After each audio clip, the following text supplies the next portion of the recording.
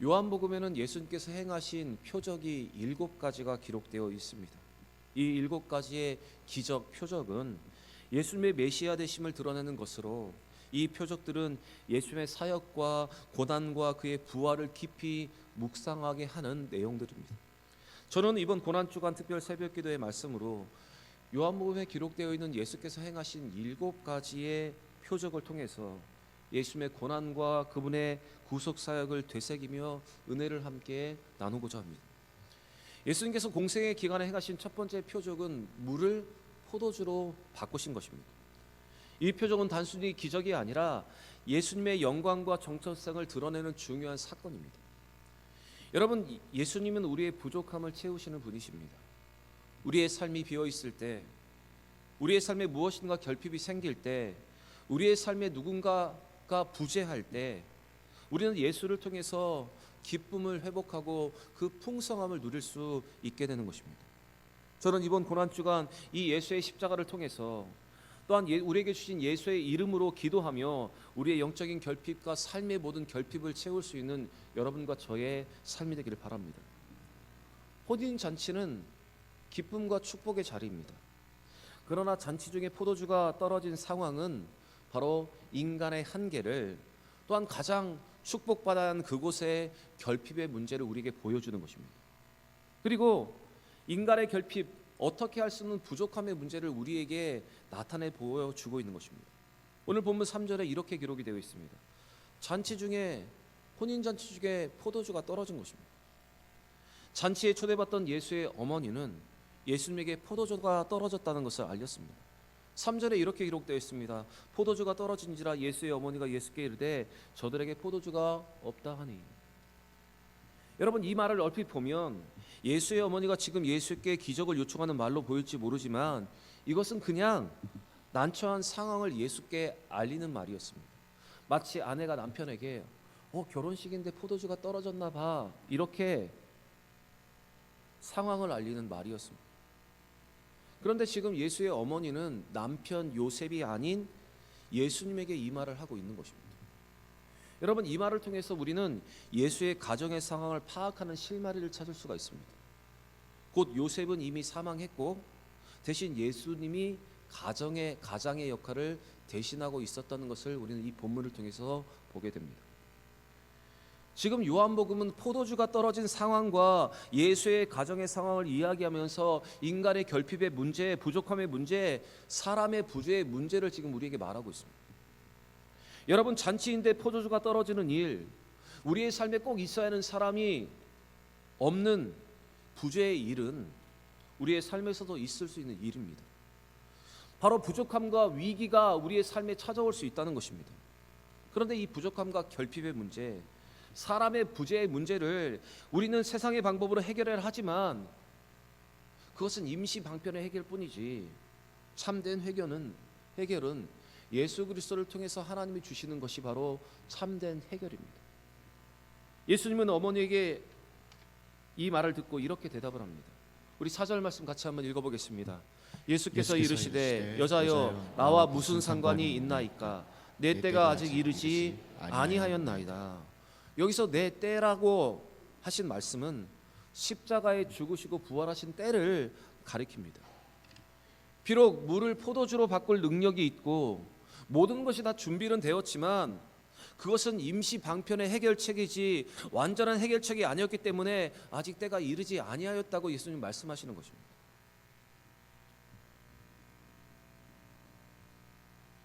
여러분, 언발에 오줌을 눌 수는 있습니다. 그래서 잠시 발을 녹일 수는 있습니다. 그러나 그것이 완전한 해결책이 되지 않습니다. 바로 물을 포도주로 바꾸는 것은 잠시 동안의 결핍과 부족함을 채울 수 있지만 이것은 인간의 결핍을 완전히 해결할 수 있는 방법은 아닙니다. 그래서 예수님은 이 표적은 내 때에 나타날 표적에 대한 지금 맛보기로 보여주고 계신 것입니다. 십자가와 그의 부활의 사건을 통해서 인간의 구원이라는 궁극적 해결이 가능하다는 것을, 그리고 십자가의 죽음과 부활을 이루신 예수님만이 인간의 모든 결핍과 부족의 문제와 부재의 문제를 해결할 수 있다는 것을 오늘 나타내 보여주고 있는 것입니다. 여러분, 우리에게 주시는 이 말씀, 요한복음에 나타난 이 표적을 통해서 하나님이 우리에게 하고자 하시는 말씀을 깨닫는 우리 모두가 되기를 바랍니다. 세상의 방법으로 잠시는 결핍의 문제를, 이 부재의 문제를 해결할 수 있습니다. 그러나 그것이 완전한 해결책은 아닙니다.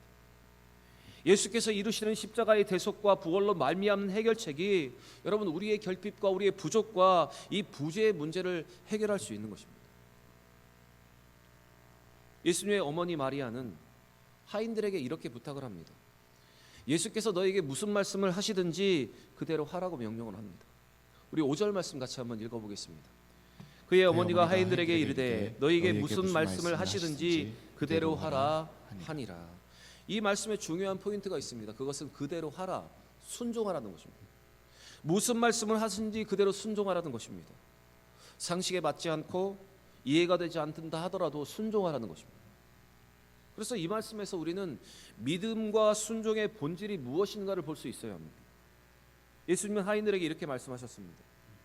사람이 발을 씻는 항아리 6개의 물을 가득 채우고 물을 채운 다음에 그 물을 떠서 잔치자리에 갖다 주라는 것이었습니다. 그것이 6절과 7절과 8절의 기록입니다. 그런데 여러분 그렇게 순종하였더니 어떤 일이 일어났습니까? 물이 변하여 포도주가 되는 기적이 일어났습니다. 우리는 이 말씀을 들으면서 궁금해합니다.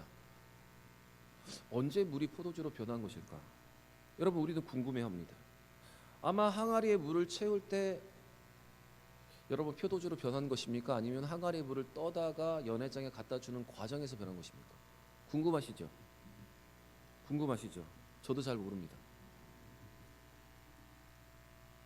팩트는 물이 포도주로 변했다는 것, 그것이 팩트입니다. 여러분 이 말씀에서 물이 언제로 포도주로 바뀌었는지 중요하지가 않습니다. 믿음을 가지고 순종하였더니 기적이 일어났다는 것이 여러분 중요한 것입니다. 예수님께서 말씀하고 하신 대로 따르고 순종하였더니 기적이 일어났습니다. 그래서 여러분 믿음의 삶에는 순종이 중요하다는 것을 오늘 이 말씀은 우리에게 말해주고 있습니다. 사랑하는 여러분, 순종은 하나님의 능력을 경험하는 통로입니다. 하인들이 생각이 없었겠습니까? 궁금하지 않았겠습니까? 그들은 이미 포도주를 만드는 과정을 이미 다 알고 있었습니다. 그런데 아무 질문도 아무 반문도 없이 그냥 묵묵히 순종을 했습니다. 여러분 그들은 하인들입니다. 그들은 종들입니다. 종의 본분은 주인의 말에 순종하는 것이 본분입니다. 우리는 주님 앞에 우리 스스로를 이렇게 부릅니다. 나는 주의 종입니다. 나는 주의 종입니다. 여러분 종의 본분은 순종하는 것입니다. 때로는 질문이 있고 때로는 반문하고 싶고 과정에 궁금하기도 하지만 우리가 진정한 종이라면 우리는 주인의 말에 이렇게 순종할 수 있어야 합니다. 그렇게 믿음과 순종을 통해서 우리는 기적과 능력을 보게 되는 것입니다. 사랑하는 여러분, 우리에게는 문제가 우리가 말씀을 모르는 것이 문제입니까? 아니면 순종하지 못하는 것이 문제입니까? 여러분 순종하지 못하는 것이 문제 아닙니까? 오늘 이 말씀에서 믿음과 순종과 기적의 관계를 여러분 깨닫고 우리가 종으로서 믿음을 가지고 우리 하나님과 우리 예수 그리스도의 말씀에 순종할 수 있는 여러분과 제가 되길 바랍니다. 오늘 이 표적을 보면서 떠오르는 한 구약의 사건이 있습니다. 그것은 이스라엘 백성들이 출애굽하기 전에 애굽에 내렸던 첫 번째 재앙, 바로 나일강의 물이 피로 변하는 그 재앙입니다. 출애굽기 7장 14절부터 25절에 기록되어 있는데 모세가 물을 피로 만든 재앙이었습니다. 그런데 오늘 물이 피로 바뀌는 것은 재앙이었는데 오늘 물이 포도주로 바뀌는 것은 여러분 축복을 나타내는 것입니다. 여러분 우리 하나님은 물을 가지고 피도 만드시고 물을 가지고 포도주도 만드실 수 있는 하나님이십니다. 물을 가지고 피로 재앙으로 만드시고 물을 포도주로 변하여서 축복을 주실 수 있습니다. 그렇다면 여러분의 삶에 어떤 일이 일어나기를 원하십니까? 물이 피로 변하는 재앙이 일어나기를 원하십니까? 아니면 물이 포도주로 바뀌는 축복받기를 원하십니까?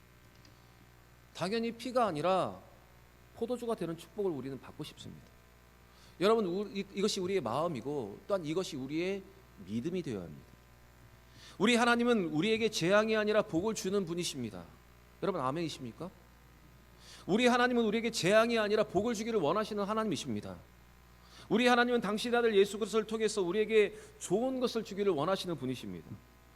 오늘도 복음의 능력을 믿고 예수의 이름으로 기도하고 주님 앞에 온전히 나아가는 자에게 오늘도 축복을 주시는 하나님이 우리 하나님이십니다. 그래서 마태복음 7장 9절부터 11절에서 우리 예수님은 이렇게 말씀하십니다. 우리 같이 한번 읽어보겠습니다. 너희 중에 누가 아들이 떡을 달라 하는데 돌을 주며 생선을 달라 하는데 뱀을 줄 사람이 있겠느냐? 너희가 악한 자라도 좋은 것으로 자식에게 줄 줄 알거든 하물며 하늘에 계신 너희 아버지께서 구하는 자에게 좋은 것으로 채워주시지 않겠느냐? 사랑하는 여러분, 우리 하나님은 우리의 아버지가 되십니다. 하나님은 오늘 우리의 삶에서 물이 피가 되는 재앙이 아니라 물이 포도주로 바뀌는 축복 주기를 원하십니다. 여러분, 우리가 이 믿음을 가지고 이 확신을 가지고 오늘 하나님 앞에 우리의 부족함의 문제, 우리의 결핍의 문제, 사람이 없어 생기는 이 부재의 문제를 우리는 하나님 앞에 아뢰 수 있어야 합니다. 하나님은 예수의 이름으로 기도하며 우리에게 예수를 통해서 주시는 그 표적을 믿음으로 믿고 기도하는 우리에게 오늘도 반드시 좋은 것으로 응답하여 주실 줄 믿습니다. 오늘 이 믿음을 가지고 기도하여서 돌이 아니라 떡을, 뱀이 아니라 생선을, 피가 아니라 포도주를 맛보는 귀한 믿음의 하루가 되기를 바랍니다. 저는 오늘 이 말씀의 결론을 11절의 말씀으로 결론을 맺고자 합니다. 11절 말씀에 이렇게 기록되어 있습니다. 같이 읽겠습니다. 예수께서 첫 표적을 갈릴리 가나에서 행하여 그의 영광을 나타내심에 제자들이 그를 믿으니라.